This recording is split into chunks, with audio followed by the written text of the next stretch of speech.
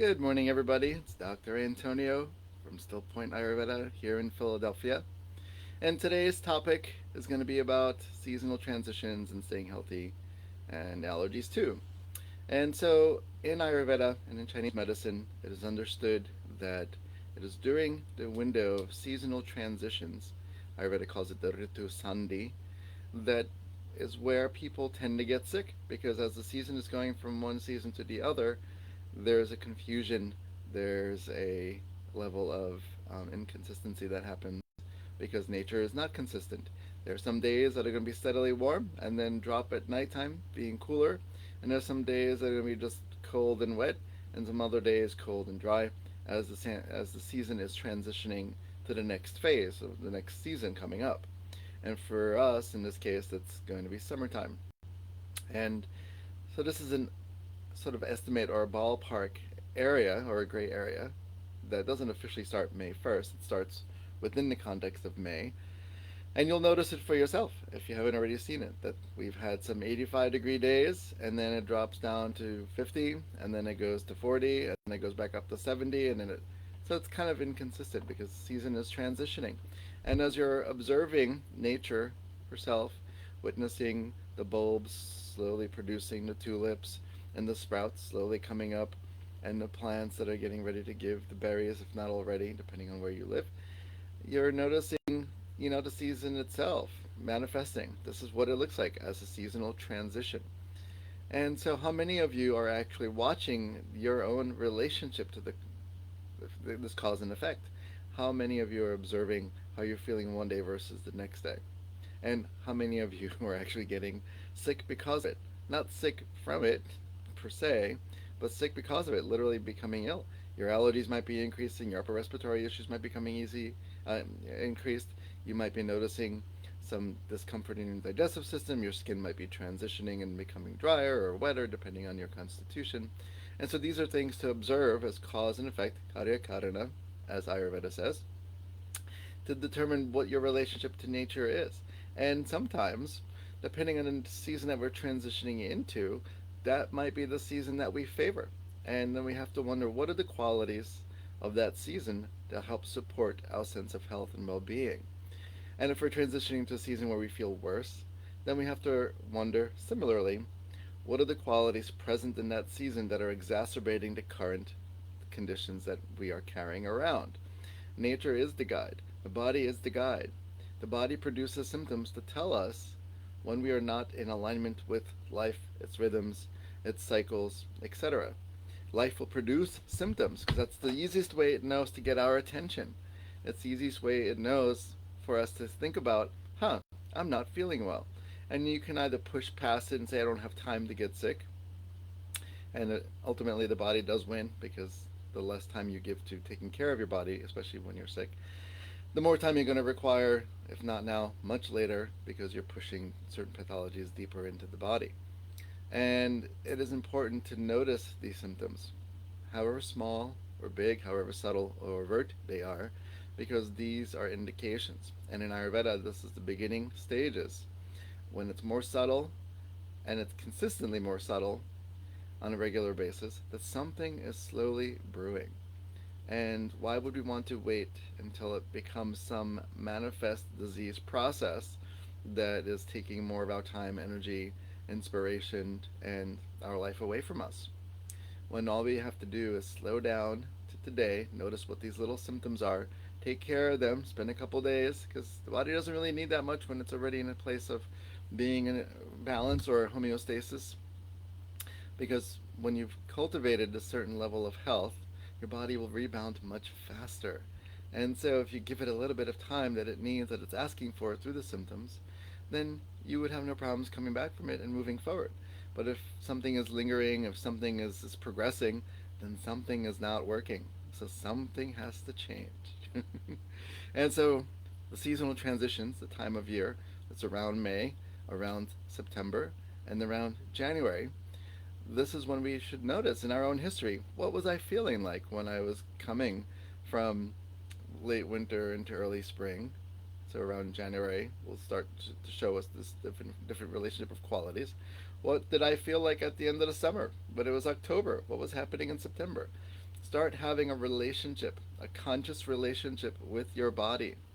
And we can push against it, we can fight against it, but the body will win. Because ultimately, when we're not taking care of it, it will take us down. So rather than complain that the body's falling apart and we're meant to die of something anyway, which is really an unconscious thought process, because of course we know we're going to die. We have to. That's just the reality. Our last breath will determine if we come back or not. Because if we have another inhale, then we're back. And if we exhale and there's no more inhale after that, we're not back. And so we don't know how many breaths we have per se. We don't know when that last exhale is. So why not maximize each breath that we have? And it's important to understand, what is my relationship? What is your relationship to life and health and well-being? And do I want to fight against myself and push against myself, perpetuating this sort of cycle of ill health and discontent in the body? The body doesn't have to fall apart like that. If we really take care of the basic needs on a regular basis, daily practices, seasonal practices, Ayurveda calls it dinacharya and ritucharya, and if we're aligning ourselves with the seasons, the cycles of the day, understanding what our constitution is, understanding what our metabolic capacity, or in Ayurveda it's called Agni Jataragni, which is the actual digestive system, stomach. If we understand what our metabolic capacity is, how we metabolize foods and break foods down and digest foods, if we can understand that in congruence with the quality of our doshas, or biological constitution, then we can have our own manual to navigate through our own lives in managing our own healthcare. This is why Ayurveda is amazing. It is a healthcare system, it is a preventative system as part of the healthcare system, and of course, it's a sick care system. So if you are sick, if you are ill, if there is some disease present, then Ayurveda can help you bring you back to the original mark as close as possible in order for you to feel like you're living and thriving and finding a sense of contentment with life and fulfilling your purpose and happiness and just experiencing the fluidity of life. And therefore, knowing all these pieces about how complex we are and how amazing we are, how we wake up every morning, regardless of our state of mind. How amazing is that we wake up? And I know it can be difficult for some people that struggle with depression and anxiety. As humans, we all have those phases and stages. For others, for some people, it really does last longer. It definitely is a chronic condition in some cases when people suffer from PTSD, anxiety, depression, bipolar, etc., etc. These are very real circumstances, and we learn to make the best of those moments with whatever we have available. And, the end result is each day acknowledging that we are doing the best that we can with what we have and what we know today. Now, in Ayurveda, we understand that we might know something and we choose to do something else. This is called prajnaparada, which is another example of how we can manifest disease or form disease or produce disease by knowing what's right and doing the opposite. we're ignoring, hey, I'm feeling sick and have a cold and congested, but I want that pizza anyway. Body's like, I don't want the pizza. The mind's like, I want the pizza. And when you eat the pizza, you're satisfying that level of mind. You're not really tasting it, and then the body suffers and struggles, and then you're perpetuating the cycle of mucus or heaviness, or tiredness and lethargy, and your fever perpetuates. All these things perpetuate. The body's like, hey, I didn't want pizza, I wanted soup. The mind's like, no, I'm having an emotional experience right now, and I have to do some pizza. All right, well then do the pizza. If the emotion's that important, do the pizza, and just know you're going to suffer longer because you didn't adhere to what the body needs. And the body's going to win in that case, because at the end of the day, when the body dies, the mind is gone to that degree. And so consider the seasonal transitions. And with allergies, especially, this is the time of year because pollen is releasing. So if you're struggling with dryness, pre-existing dryness, allergies, the allergens, the pollen in the atmosphere is dry. And so dry plus dry equals dry. And the body's going to produce some postnasal drip as a response, a healthy response to this dryness, and produce the mucus. So the postnasal drip, etc., is not the problem. The dryness is the problem. So if you're not lubricating properly internally, externally, in Ayurveda. So if the foods don't have the proper lubrication, if you're not drinking the right things, like if you're drinking too much cold beverage, especially with ice during allergy season, I am sorry, that will produce more dryness. Notice what the dryness does when you put ice in the mouth, how it draws the water inappropriately away for a quick instant. And the sinus passage is right there. There's a thin layer of tissue between the mouth and the nose, right there, the olfactory cavity.